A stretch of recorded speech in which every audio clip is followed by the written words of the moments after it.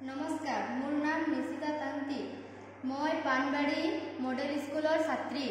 আমি যিটো প্ৰজেক্ট বনাইছোঁ, এই প্ৰজেক্টটোৰ নাম pH টেষ্টাৰ ফৰ সয়েল।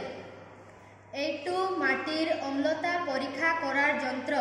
যেতিয়া আমি pH টেষ্টাৰত মাটিৰ লগত পানী মিলাই অলপ দি দিওঁ